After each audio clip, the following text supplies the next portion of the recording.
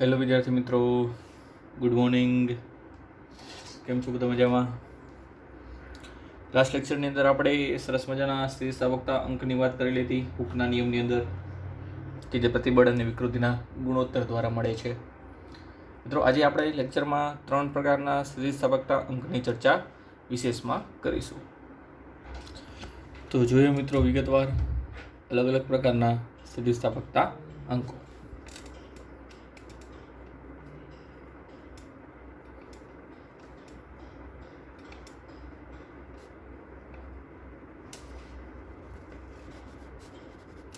આપણે જાણીએ છીએ ત્યાં સુધી આપણે જે સ્થિતિસ્થાપકતા અંકનું સૂત્ર મેળવેલું હતું એ સૂત્ર કંઈક આવું હતું મિત્રો, કે જેને આપણે સ્મોલ કે વડે દર્શાવતા હતા. એક પ્રકારનો અચળાંક છે જેનું સૂત્ર હતું મિત્રો પ્રતિબળના છેદમાં વિકૃતિ. પ્રતિબળ છેદમાં વિકૃતિ, જેને સરળતા ખાતર તમે સિગ્મા બાય એપ્સિલોન વડે પણ દર્શાવી શકો.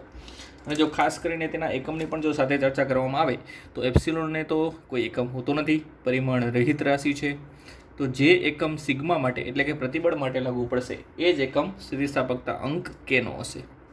તો પ્રતિબળનો એકમ છે મિત્રો ન્યૂટન પ્રતિ મીટર સ્ક્વેર, એટલે કે દબાણનો જે એકમ છે એ જ આનો એકમ છે. અને ચર્ચા કરીએ જો પરિમાણિક સૂત્રની, તો એ પણ દબાણનું જ લાગુ પડશે, m1 L-1 T-2. એ હતું મિત્રો m1 L-1 T-2. બસ આટલી વિગત આપણે અત્યાર સુધી જાણતા હતા. હવે મિત્રો આપણે જાણવું છે કે ત્રણેય પ્રકારની વિકૃતિ અને ત્રણેય પ્રકારના પ્રતિબળ માટે ટોટલ 3 પ્રકારના સ્થિતિસ્થાપકતા અંકો મળે છે. તો મિત્રો હવે આપણે વિભાજન કરીશું આનું 3 પ્રકારમાં.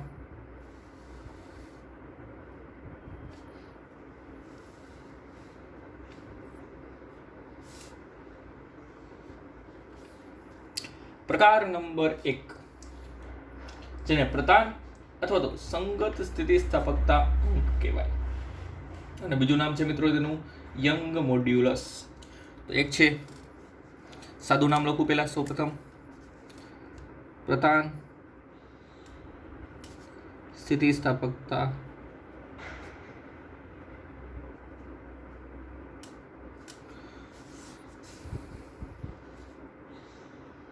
અંક. કદ માટે એવું લખી શકાય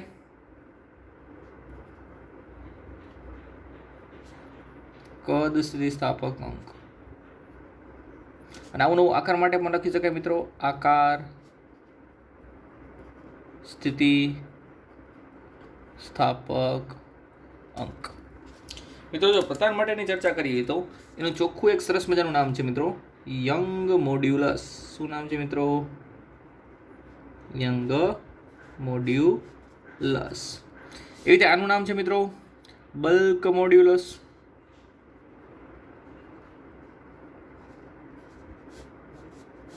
અને એવી જ રીતે આનું નામ છે મિત્રો મોડ્યુલસ ઓફ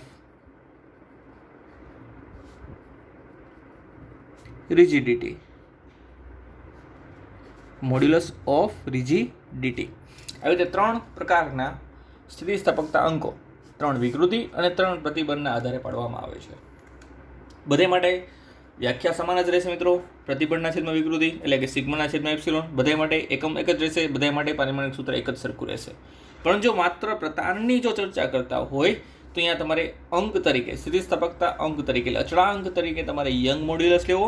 જો કદ માટેની ચર્ચા કરતા હોય તો ત્યાં તમારે બલ્ક મોડ્યુલસ લેવું. અને જો આકાર માટેની ચર્ચા કરતા હોય મિત્રો તો ત્યાં તમારે મોડ્યુલસ ઓફ રિજિડિટી વડે લેવું. ત્રણેયના વ્યાખ્યા અને સૂત્ર પણ બનાવીએ મિત્રો. આની સરસ મજાની સિમ્પલી વ્યાખ્યા બનશે. પ્રતાન હોવાથી પ્રતાન પ્રતિબળ અને પ્રતાન વિકૃતિના ગુણોત્તરને યંગ મોડ્યુલસ કહેવાય. ફરીવાર બોલું છું મિત્રો, યંગ મોડ્યુલસ બરાબર પ્રતાન અથવા તો સંગત કોઈ પણ ચાલે. પ્રતાન પ્રતિબળ અને પ્રતાન વિકૃતિ ના ગુણોત્તરને યંગ મોડ્યુલસ કહે છે, જેની સંજ્ઞા કેપિટલ વાય છે. શું છે મિત્રો? Capital Y. પ્રતાન પ્રતિબળને ધારો કે સિગ્મા એલ વડે દર્શાવું અને વિકૃતિને એપ્સિલોન એલ વડે દર્શાવું.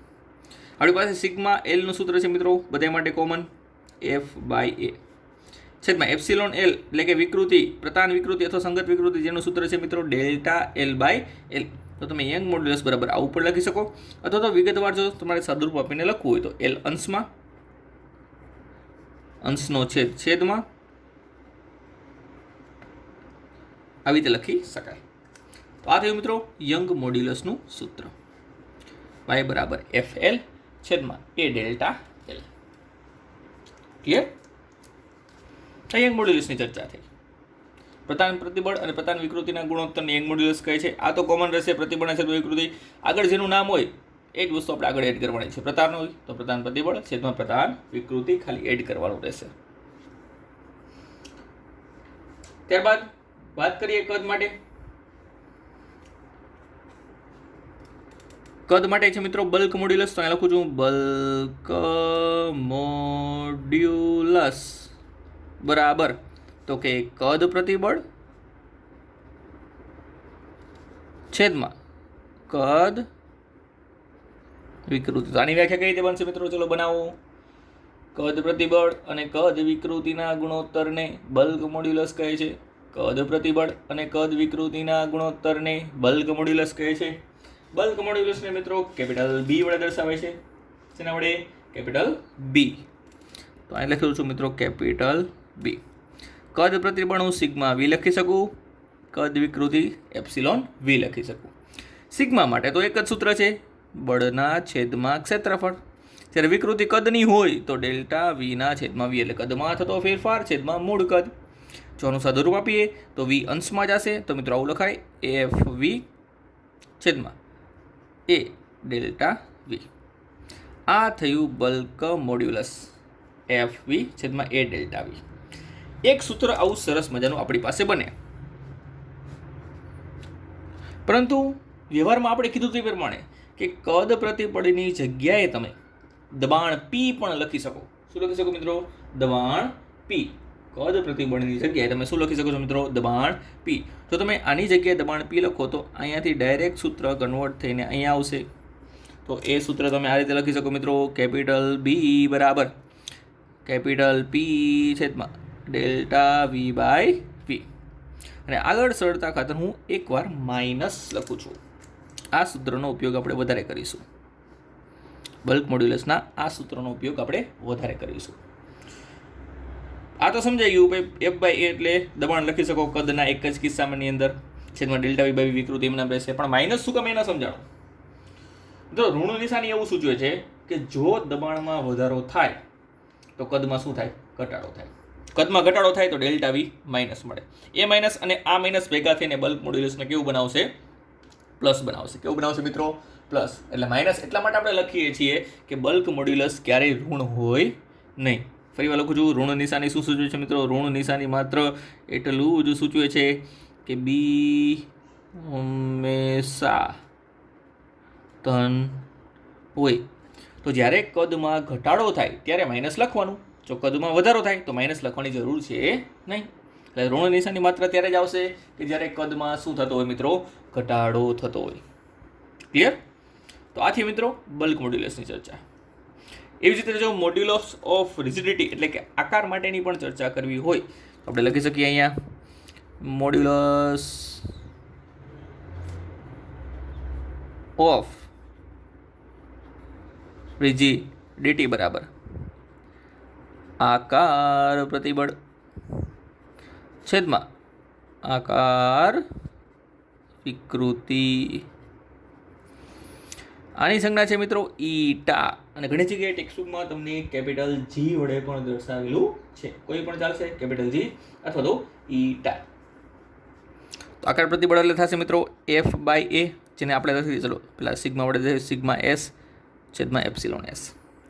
સિગ્મા S એટલે કે FT by A, T force, tangential force એટલે કે સ્પર્શીય બળ છેદમાં અહીંયા હતું ડેલ્ટા X બાય H, જેને સરળતા ખાતે તમે ટેન થીટા અથવા ખાલી થીટા વડે પણ લખી શકો. જો આ સૂત્ર તમે એમ નામ રાખીએ તો H ઉપર જશે, FT ઇન્ટુ H છેદમાં A ડેલ્ટા X. તો આ ઈટા થયું, અને આને તમે કેપિટલ G વડે પણ દર્શાવી શકો છો. એટલે બંને સંજ્ઞા છે. ઈટા મિત્રો જૂની સંજ્ઞા છે અને કેપિટલ G જે છે એ નવી સંજ્ઞા છે આકાર મોડ્યુલસની, એટલે કે મોડ્યુલસ ઓફ રિજિડિટીની. જો તમારે આમ ન લખવું હોય આ સૂત્ર, તો એપ્સિલોન એસ એટલે કે આકાર વિકૃતિને તમે ખાલી ટેન થીટા અથવા તો થીટા વડે પણ દર્શાવી શકો છો. કારણ કે કોઈક જગ્યાએ તમને થીટા આપેલો હોય તો તમે એ સૂત્રને થીટા અથવા ટેન થીટા વડે પણ દર્શાવી શકો છો. તો મિત્રો ચલો, જો આમ ન લખવું હોય તો એ જ સૂત્ર હવે ફરીવાર લખું છું. ઈટા એફટી બાય એ તો રહેશે જ તે, એટલે કે એફટી બાય એ તો રહેશે જ તે, છેદમાં એપ્સિલોન એસ વિકૃતિ એટલે કે ખાલી ટેન થીટા. અને જો ખૂણો નાનો હોય તો તમે આવું પણ લખી શકો, એફટી છેદમાં એ ઇન્ટુ થીટા. પણ આ ક્યારે લખી શકાય? જ્યારે ખૂણો નાનો હોય. પણ વધારે મિત્રો એમસીક્યુ અને દાખલાઓની અંદર આપણે આ સૂત્રનો ઉપયોગ કરીશું. આકાર મોડ્યુલસની અંદર આનો, બલ્ક મોડ્યુલસની અંદર આનો અને યંગ મોડ્યુલસની અંદર આનો સૂત્ર. આમાં તો એક જ સૂત્ર છે, બીજું કંઈ તમારે યાદ રાખવાનું નથી. તો મિત્રો આવી રીતે સ્થિતિસ્થાપકતા અંક જે છે સ્મોલ કે, એના તમે 3 પ્રકાર પાડી શકો છો. 3 પ્રકારની વિકૃતિ અને 3 પ્રકારના પ્રતિબળ માટે.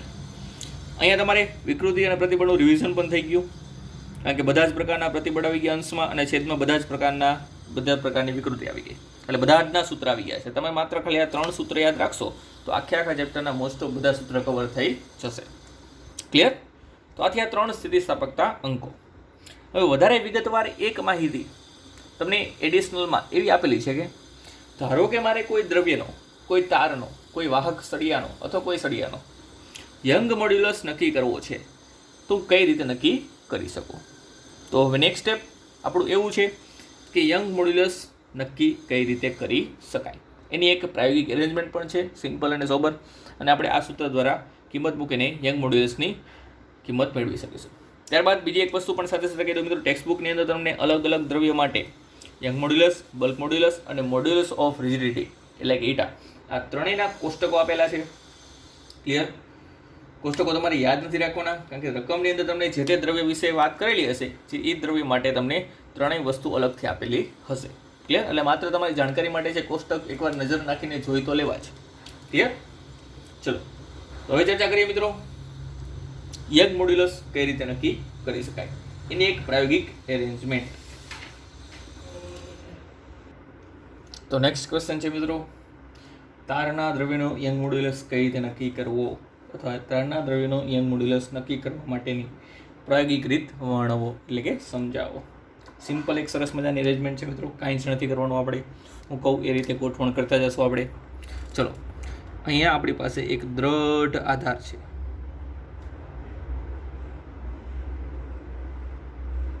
આ છે મિત્રો કોઈ દ્રઢ આધાર.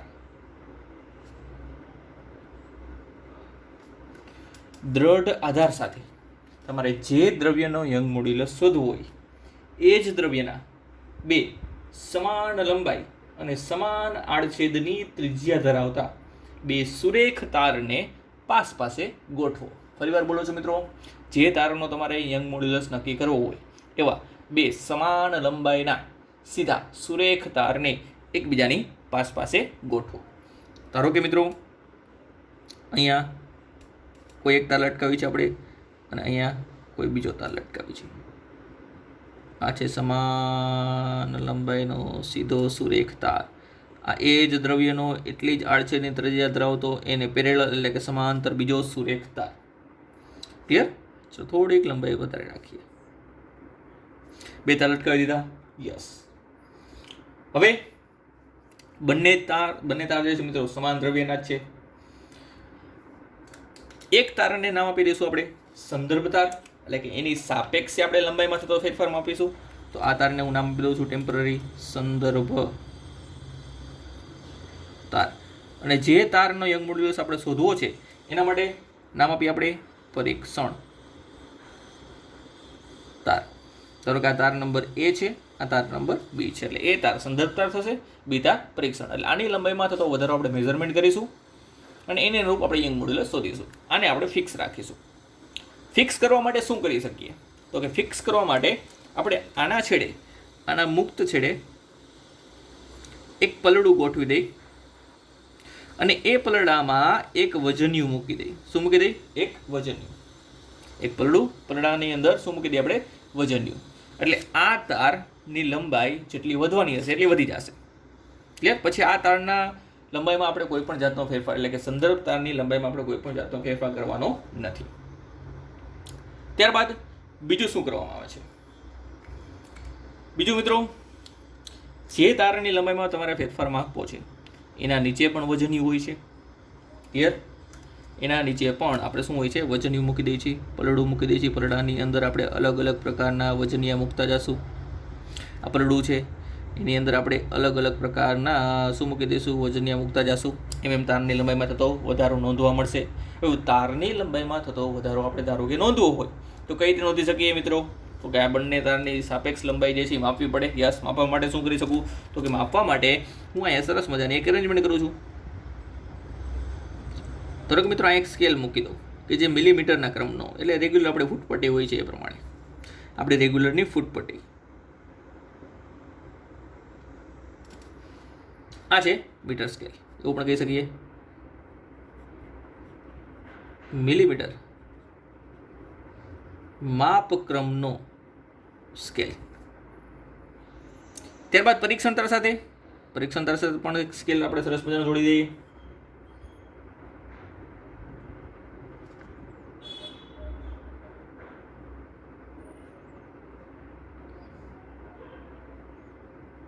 કે જે વર્નિયર કેલિપર્સ છે, જે આની સાપેક્ષે શું માપશે? લંબાઈ માપશે. તો આની સાથે આપણે જોડી દઈએ છીએ આપણે વર્નિયર સ્કેલ.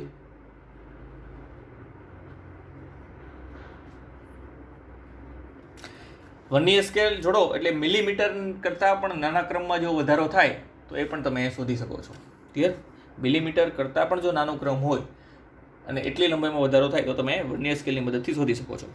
હવે સિમ્પલ વસ્તુ, જ્યારે આવી પેલી સ્ટડી પોઝિશન બનાવવામાં આવે છે ત્યારે આની સાપેક્ષે આની લંબાઈ માપી લેવામાં આવે છે. અવલોકન પહેલેથી જ કરી લેવામાં આવે છે. ક્લિયર? ત્યારબાદ જેમ જેમ તમે અહીંયા પલડામાં તમે વજનિયા મૂકતા જાઓ છો એમ આ વજનના હિસાબે નીચેની તરફ F = mg જેટલું શું લાગે? બળ લાગે. અધો દિશામાં બળ લાગશે એટલે આ પરીક્ષણ તાર જે છે મિત્રો તણાવની સ્થિતિમાં આવશે. તણાવની સ્થિતિમાં આવશે એટલે તેની લંબાઈમાં શું થશે મિત્રો? વધારો. અને લંબાઈમાં થતો વધારો નોંધવા માટે આપણે બંને સ્કેલનો ઉપયોગ કરીશું.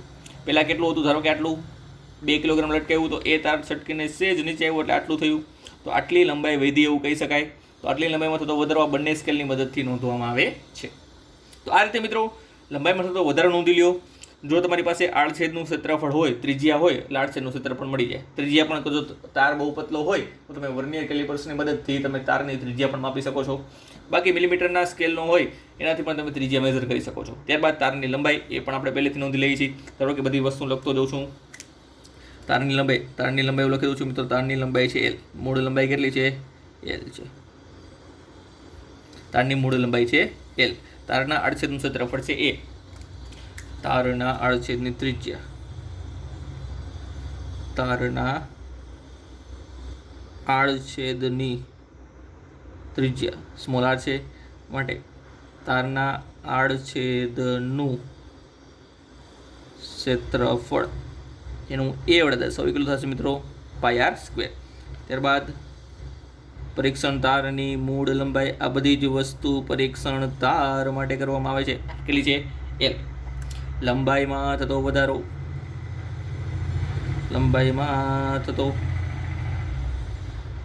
કેટલો છે? ધારો કે ડેલ્ટા L છે. કેટલો છે મિત્રો? Delta L. બધી જ વસ્તુ મિત્રો કોના માટે લખવાય છે? આપણે પરીક્ષણ તાર માટે જ લખીએ છીએ. લંબાઈમાં થતો વધારો ડેલ્ટા L છે. લટકાવવામાં આવતું વજન, લટકાવવામાં આવતું દળ પલડામાં મૂકવામાં આવતું દળ એમ છે, માટે અધો દિશામાં લાગતું વજન બળ F કેટલું થશે મિત્રો? mg થશે. એ પણ આપણે નોંધી લઈશું કારણ કે આપણી પાસે દળ હોય એટલે ગુણ્યા જ કરવાનું છે. 9.8 જ કરવાનું છે એટલે તમને આ મળી જાય. તો 8ની ક્ષેત્રફળની ત્રિજ્યા હોય તો ક્ષેત્રફળ મળી જાય. લંબાઈ માપી લ્યો. ડેલ્ટા L તમે વર્નિયર સ્કેલની મદદથી માપી શકો છો. તો તમે આ દ્રવ્યનો તમે યંગ મોડ્યુલસ ઇઝીલી એક જ સૂત્ર દ્વારા મેઝરમેન્ટ કરી શકો છો. કયું સૂત્ર હતું મિત્રો યંગ મોડ્યુલસનું? તો કે યંગ મોડ્યુલસનું સૂત્ર હતું યંગ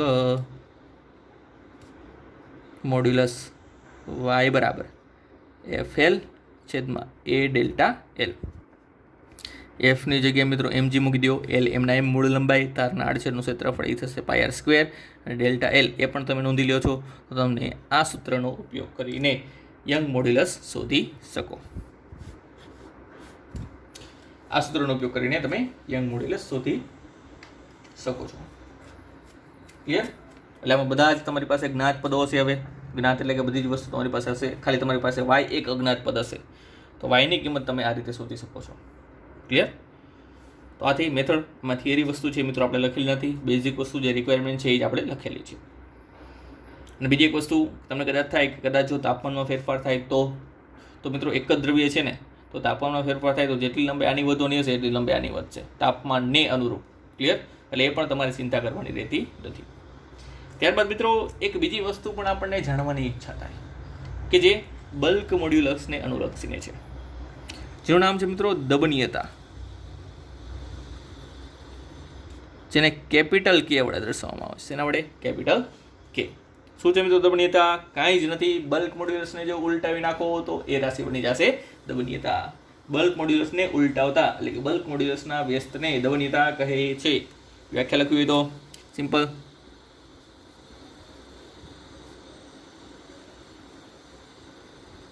બલ્ક મોડ્યુલસના વ્યસ્તને દબનીયતા કહે છે. જેનું સૂત્ર તમે આવી રીતે બનાવી શકો, કે ઇઝ ઇક્વલ ટુ 1/b. બીને ઉલટાવી નાખો. બી બરાબર શું હતું? તો કે બી બરાબર હતું પી છેદમાં ડેલ્ટા વી બાય વી, આગળ માઇનસ એમના એમ રહેશે. તો આ થઈ ગયું મિત્રો દબનીયતાનું સૂત્ર. એકમની ચર્ચા કરીએ તો એ બલ્ક મોડ્યુલસ કરતાં ઊંધો થશે. બલ્ક મોડ્યુલસનો એકમ શું હતો? તો કે ન્યૂટન પ્રતિ મીટર સ્ક્વેર, તો મીટર સ્ક્વેર પ્રતિ ન્યૂટન થશે. મીટર સ્ક્વેર પ્રતિ ન્યૂટન. અથવા તો એવું પણ લખી શકો, દબાણનો જ એકમ છે એટલે પાસ્કલ ઇન્વર્સ પણ લખી શકાય. પરિમાણિક સૂત્ર પણ ઉલટાઈ જશે.